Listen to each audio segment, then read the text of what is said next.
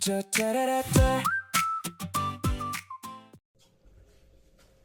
安, ni hao pongyo. Day off ng asawa ko ngayon at sakto Sunday wala ring pasok mga bata. Kahit wala silang pasok, maaga ko pa rin silang ginigising. The early bird catches the worm, ika nga. At saka ayoko kasi silang lumaking batugan, kaya kahit mga antok pa, pinagbihis ko na sila at naghanda na kami para umalis. Sa labas na din kasi kami kakain ng breakfast.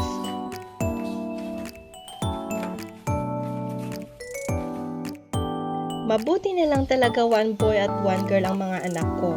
Kasi kung 2 girls baka tamarin akong ayusan sila at gawin ko na lang silang mga Dora.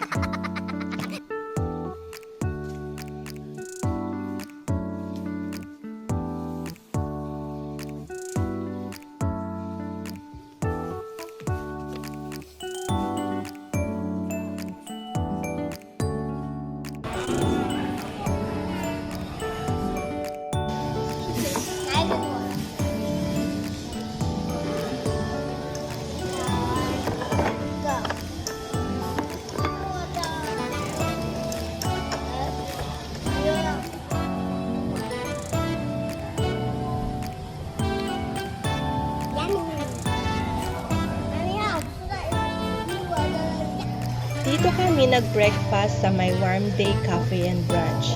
Bukod nga kasi sa masarap dito, meron silang complete set meal at hanggang lunch open sila. Pagkatapos naming mag-breakfast, pupunta kami sa isang grocery store kung saan may pa-drawing contest. At itong taon nga ito, pang 3rd year na nilang sumasali at luckily nanalo din. Bago nga kami pumunta doon, dumaan muna kami dito sa clinic para nga magpa-acupuncture na naman itong asawa ko. At habang nag-aantay, meron na namang batang bulilito na kumakain. At itong si ate naman, pinapractice yung sayaw nila sa school.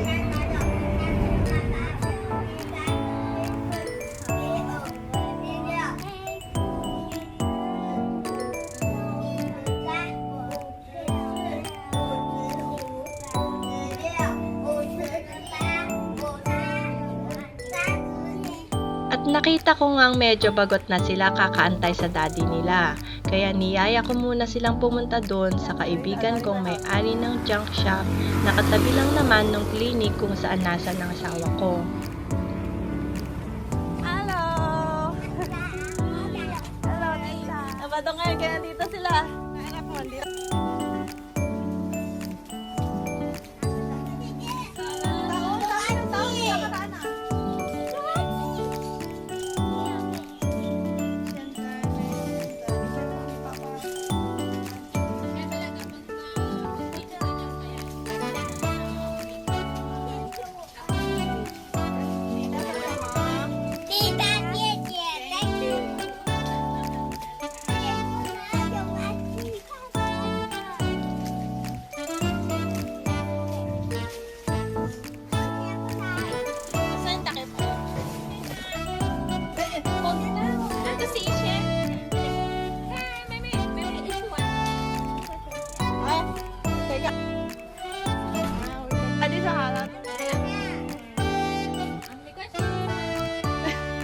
Pagkain yan? Kain yan. Candy? Kumakain din siya. Candy. Kitchen, bye-bye.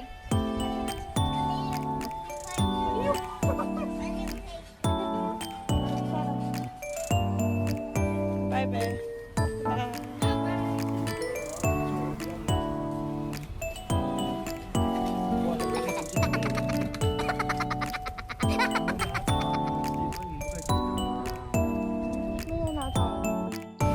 Nakarating na nga kami dito sa Pais Grocery Store at nakita nga naming nakapaskil na mga winners. Pinahanap ko sa kanila kung alin dyan yung kay ate, kung natatandaan ba nila. 还有的你的没有，你的没有 in。 Sayang nga at hindi nanalo yung kay Rabi. Kung sakali sana pareho silang may prize. At ito nga yung kay Iana, hindi nila natandaan. Basta ang naalala daw niya, maraming color blue. Certificate at coupon worth 300 nga pala ang prize na napanalunan ni Yana.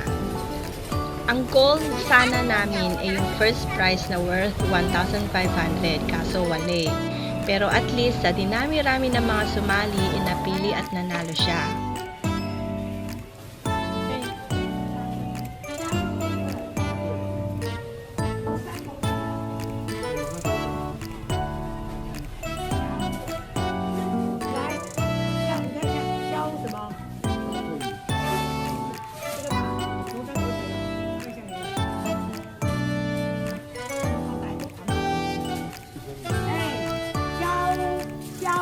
消什么？消慧妍，在这边是吧？这是消费也是不是啊？佳作嘛哈，佳慧。对，消慧妍。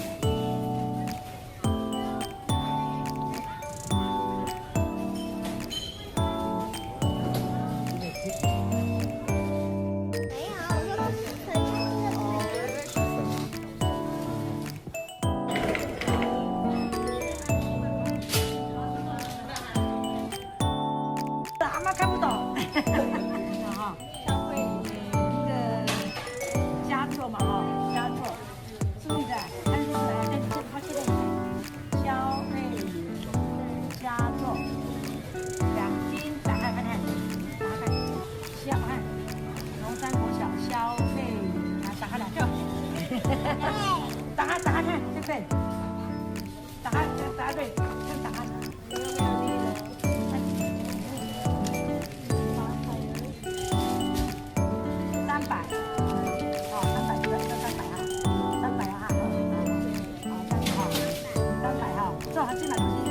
来，这样子对了哈，消费哈，消费，啊，这个是你的奖励，来，给你，拿着奖状，好，恭喜你啊 ，OK， 好，谢谢你啊，好，谢谢你啊 ，OK， 好，拜拜。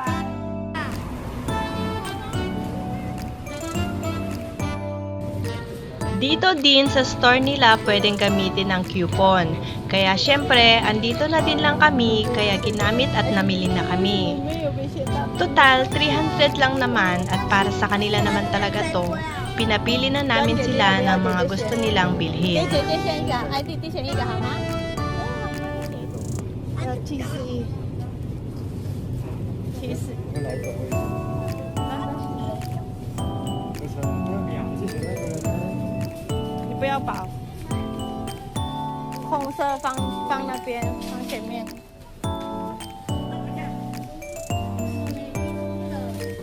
放上面。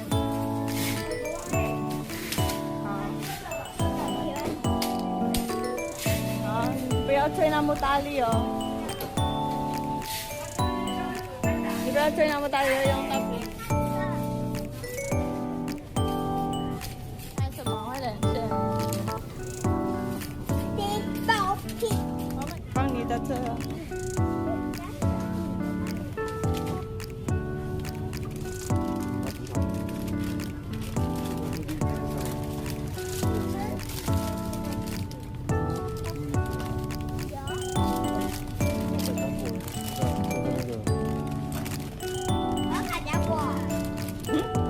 你放车，放车。你自己先你的。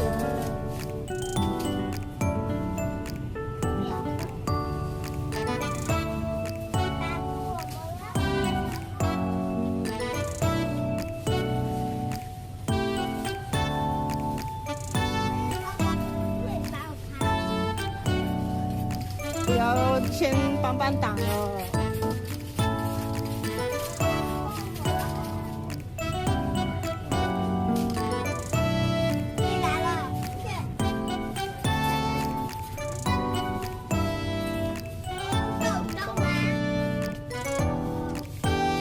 在哪面？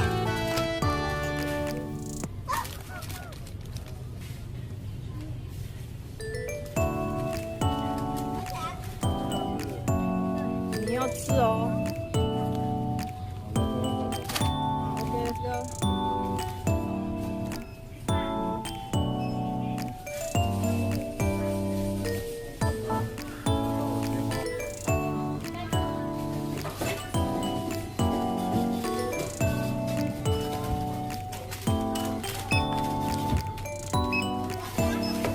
那个会应该矮。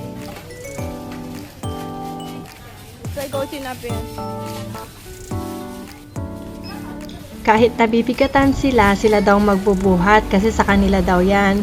Pero mukhang si ate lang naman nagbubuhat. Tomorrow for sure. Na naman tayo.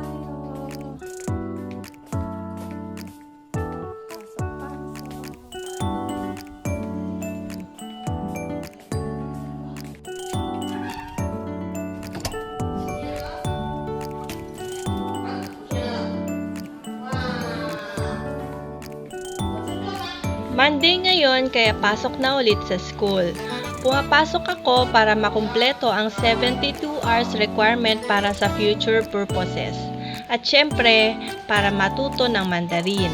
Medyo marunong na rin naman akong mag-Mandarin, pero marami pang dapat matutunan. Gaya ng tamang pronunciation at pagsusulat ng bawat strokes ng Chinese characters. Walang madali sa simula. Kung may tiyaga at gusto mo ginagawa mo, mabilis ka talagang matututo. Sa totoo lang, ako, hindi ko alam kung kakayanin ko ba to. Pero go with the flow na lang din ako. Basta ang iniisip ko ngayon, kailangan kong gawin to at matapos. Twice a week lang naman ang pasok, Monday at Thursday. Tapos 2 hours lang naman, mabilis lang makumpleto ang 72 hours. Tapos, pag nakumpleto mo ng 72 hours mo at gusto mo pang pumasok at matuto, pwedeng-pwede naman kasi hindi ka naman kasi agad-agad matututo. Kaya kung gusto pa namin mag-aral hanggat gustuhin namin, ayos lang. Ang kagandahan din kasi dito sa Taiwan, free ang schooling naming mga YG to learn Mandarin. Ang galing no? Pero kung sa Pinas to, sigurado may bayad na naman. Para kasing bawat kembot at kilos mo sa Pinas, lahat may bayad.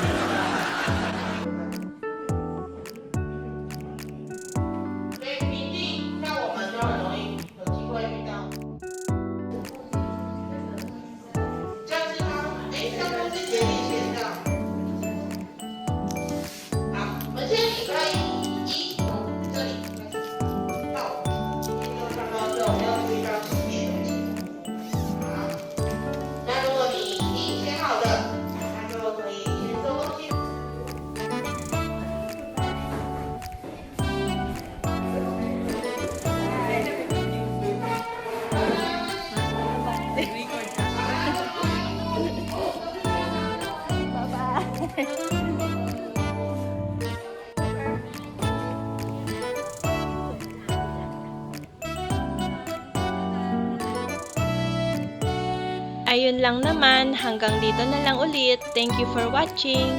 下次见朋友，再见。